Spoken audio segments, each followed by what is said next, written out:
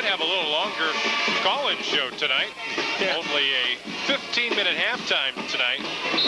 No band shows tonight, so we won't be as long in the locker room tonight. So as soon as this one's over, call-in show till 11 o'clock. Hope to hear from you. 3rd and inches. Pankowitz and Vaughn are in the backfield.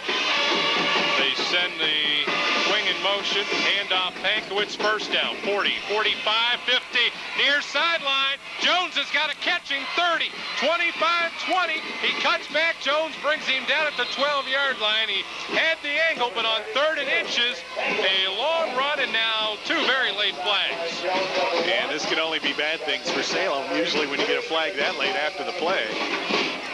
I was looking for one for maybe a hold downfield, but that one wasn't called. But looks like it's coming back. Yeah, maybe that is the call. And I thought I saw it way downfield. Wow. And I'll tell you what, I mean, this is going to make Coach Tony Ross livid because the flags came way after Pankowitz was brought down, so that means it was really an unnecessary play by one of the blockers. Well, the one where I thought I saw the hold was about the 35-yard line, which is about where they threw the flag. So apparently the lateness of the call was to give the officials time to get down there and mark where they saw that hold. Well, it's going to be a first down. It's a first down anyway, but it'll bring the ball all the way back from what, about the 10 up to about the 50. So they'll spot the football at the 49, and it'll be first down. And negates a really long run for Nick Pankowitz. I don't know how to score that. Is it a 50-yard run still, or is it from where the foul happened, or from where the now line of scrimmage is? Have to talk with Dave Plague. Yeah, I will. At halftime. Sega fumbles the snap. Who's got it? It's a major pileup at midfield. Hoffman says they got it. Jones says the Quakers have it. Well, every kid in black says that, and every kid in white says the other. That's what the zebra says, and the guy in black and white. Oh, and Canfield came off the bottom of the pile with it. Looked like Jason Paris. So it'll be 2nd down and 10 after the fumbled snap. Footballs are going to be slippery tonight. That was the 4th fumble, but that one wasn't turned over. So 2nd down. And he fumbles the snap again, but was able to catch it, and then he'll be sacked back at the 48-yard line. Good job by the Quakers defense. Sometimes those plays can be busted and go for big yardage, but Salem comes up with their 12th sack of the year. I don't know what Jeff Sega was doing. As he was going down, he was stretching the ball forward, you know, like they do when you're getting a touchdown or a first down, and he's, a good 12 yards from first down. Ball popped out, but he was definitely down when it did. But 2 bad snaps now have pushed Canfield back to a 3rd and 12. So an I backfield on 3rd down and 12. DeCastro in motion. They hand it to Pankowitz. Right side, cross midfield, and held way shy of the first down. Gain of 4. So 2 breaks for the Quakers.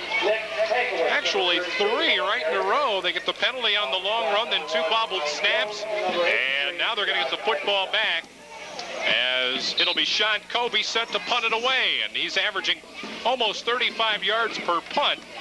And back deep to receive is Eric Davis.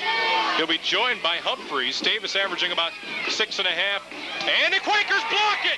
Stockton blocks it. Fritz tried to pick it up, could not, but Stockton falls on it. And the Quakers are going to get it at the 37, their first block punt of the year. And that's the kind of thing that can turn a team around. Quakers down 6-0, just under 10 minutes to go until halftime. And that time, footing on the offensive line, I bet, had a big thing for that, as the Quakers just burst through there and got that punt blocked. 1st and 10, Salem at the Canfield 37-yard line. 9:45 to play first half. Canfield on top 6-0. Humphreys looking for room outside 35, 30. Upfield to the 25 and down at the 23. First down, Salem.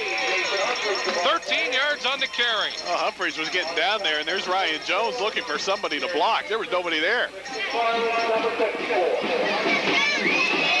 Nice run for Salem, and let's see if the momentum can carry them into the end zone now that they're down to the 23-yard line. A.J. McLeod nestled warmly inside the dry WSOM Sports Studio. We'll check in with him shortly, see what's going on. Hand off, Humphreys up the middle, not much room this time. And who's got him ramped up in there? Actually, it's not raining as hard now as it had been, but it's still raining pretty good. And I think the key right now is the temperature has dropped at least 15 degrees since we've been here. And we were here early. We came in without, really, you could have come in without a coat if it hadn't been raining, but it is much colder now. Inside linebacker Chris McFarland made that tackle. No gain on the play. In fact, the loss of a yard. It'll be second down and 11. Jones near side, Fritz split left. Hand off to Humphreys around left end, spins around and will be tackled at the 18-yard line. It'll be gain of 6, third down and 4 coming up. That last spin move from Humphreys almost broke it. But the Cardinals bring him down after a nice gain of 5. So that'll make it third and a long 4, a short 5. And the ball now on the 17-yard line. The Quakers tonight 0 for 1 on third down conversions. Call it 3rd and 5. Jones near side. Hendershot tight right. Handoff Humphreys up the middle. Now bust to the outside to the 10, to the 5, and brought down inside the 5-yard line. First down, Salem. Looked like the same play that they got some nice yardage on before. And it'll be first and goal, Salem. Go, Salem! Go, Salem! 7:56 to go. They actually spot it at the 7th. Quakers down 6-0.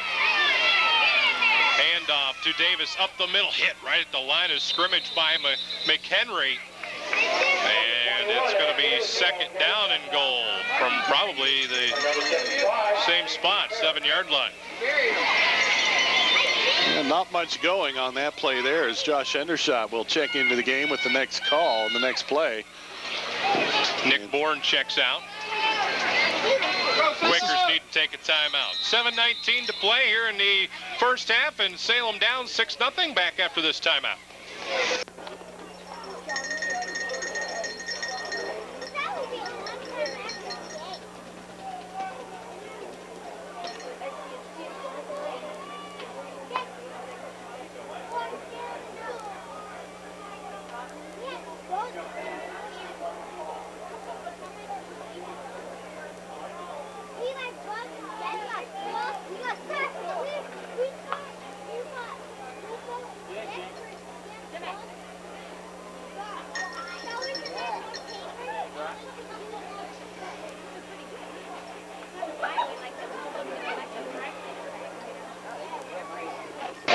Thank you, A.J. Even the water boy's having problems out there. He slipped and fell. This is high school football on WSOM AM 600, Salem Youngstown. With Gary Goddard, this is Todd Bell at Riley Stadium. It'll be second and goal from the 7-yard line. Football is on the right hash mark. And the rain has almost stopped. Looks like just a mist right now. Well, they said after 8 o'clock it would really slow down, and true to their word for a change. One wide out split left. It'll be Fritz slipping to the outside, but it'll only get to the 5-yard line. Nice play made by Jason Paris, linebacker. Stops him after a 2-yard gain. Third and goal from the 5. This sets up some different, interesting scenarios here if the Quakers don't score. You hate to get down this deep and not come out with anything, and the Quakers haven't tried a field goal all year. But then again, when you're this close, you hate to give up that field position, not getting 6 out of it. So that point could be moot if the Quakers score here. So let's see what happens. Jones splits right, Bourne tight right, Fritz in the slot left. Third and goal. Martin, they're going to throw. Roll, slips, and falls. At the 12-yard line, he falls down. And now I would imagine we'd see the field goal unit come onto the field. No, they're going to bring in a play. Yeah. Well, if Martin's having that much trouble slipping, they figure the kicking game might too. I don't know. So for Martin, it was a loss of 7. Fourth and goal from the 12. Jones right, Fritz split left. Martin straight drop this time, being pressured. They set up a screen, but he overthrew Davis. And the drive stalls at the 12-yard line with the incomplete pass. Well, the Quakers gambling, trying to catch Canfield off guard, I think, with a couple pass plays. And the wet field conditions hurt Salem right there with that slip by Martin, and then that pass on the center screen just falls away. So Canfield defense holds, and they'll start this drive on their own 12. First and 10, Jeff Sega turns and hands it off to Warino. He's got room to the 19. It'll be a gain of 7, second down and 3 to go. Warino's third carry of the night. Nothing fancy there, just right up the middle, and a nice gain of 7. 5.5 minutes to go here in the second quarter. And the Cardinals up 6-0 in a cold, wet night here at Riley Stadium. Sega hands it to Pankowitz across the 20. Shy of a first down, but it'll be real close. A gain of 2, third down and 1. Pankowitz, number 32, the ball carrier. Well, so far tonight, Canfield 3 out of 4 on third down conversions.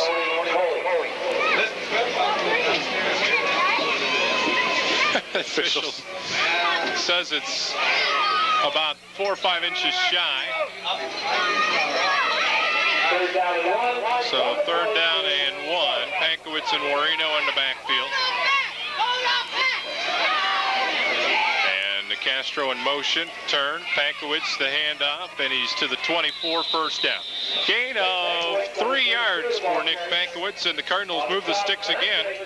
Nothing fancy out of the Cardinals. Well, Sega very deliberate, too, on these handoffs now. He had trouble that last drive with 2 of them. That he did fumble one. He almost fumbled another one.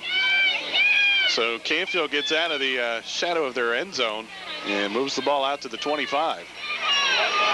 First down and 10 for Canfield at the 24-yard line. And Sega hands it off to Warino around left end and has running room close to a first down. Endershot makes the tackle after a 9-yard gain for Joe Warino. And the jersey's starting to get a little dirty. You have to go by how they look, the size of the folks here after a while on the running game. Football at the 34-yard line, just under 4 minutes to play. 6-0 Canfield, first half. Going to be out of here early tonight, aren't we? Sega fumbles the snap again. Does Salem have it again? No official decision. Now there is. Who got it? Chad Hoffman fell on the football, and Salem will get it back at the 32.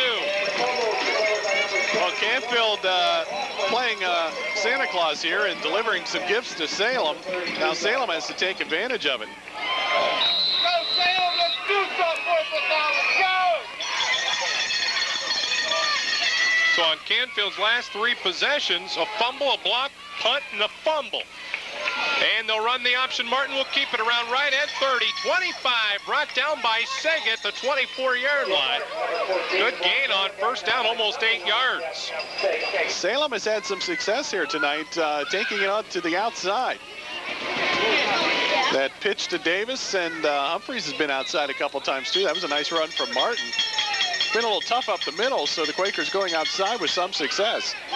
2nd and 2. 3-minute mark. First half, Quakers trying to drive for a tying score. Maybe go ahead. Davis and Humphreys in the backfield. Jones right, Fritz left. Martin hands it to Humphreys. Tries to get outside. Pankowitz tries to slow him down. He did. And then Bond came up and shut him down at the 26-yard line. It'll be a loss of 2 on the play. That play looked like it had promise, and then Pankowitz showed up. Yeah, it had promise. Pankowitz didn't get the tackle, but he should get credit for at least slowing it down and allowing his teammates to come up and make the tackle. So that'll make it 3rd and 5. Just about 2.5 minutes to go till halftime. The Quakers just love to get a score here and go into the locker room for a short halftime. Loss of 3 on the play. As Gary mentioned before, the rain has turned to a drizzle. The wind has subsided somewhat, but it is now cold and cannot be very fun on that field right now. Martin on 3rd down and 5. They're going to roll out to the right. Throws. Has Hendershot to catch the 22. Breaks a tackle to the 15. Fumbles the football, but Humphreys fell on it. And the Quakers will have it near the 10-yard line. Salem doesn't pass this much in good weather conditions, alone in what we have tonight. That time it worked. Beautiful connection there. Hendershot all alone. And the Quakers now 1st and 10 on the 11. That was the play they wanted earlier, and Martin slipped to the ground. 1st and 10 from the 11-yard line. 16 yards on that play. Humphreys now searching for room up the middle, bouncing off of Cardinal tacklers to the 6-yard line. And on the tackle, Chris McFarland. This is where the going gets tough, especially when you have 1st and 10 on the 11-yard line. That means you got to go the whole 10 yards and not even score. And Canfield, with less area to defense, they can pack it in a little bit. Gain of 4, 2nd and 6 from the 7-yard line. Martin, handoff Humphreys, trying to go to the outside, and he'll just get back to the line of scrimmage. It'll be 3rd down and 6 to go. Well, there is little doubt that Salem has spent a lot of time inside the Canfield, I was going to say 20-yard line, even the 10-yard line here. And they still don't have anything to show for it here. It's a big play here. Clock at 40 seconds. 3rd down and 6 from the 7. Martin, Davis slips, nowhere to go. He may got a yard, and Salem will use a timeout. So we'll take a break. 6-0 Canfield. It'll be 4th down for the Quakers when we return.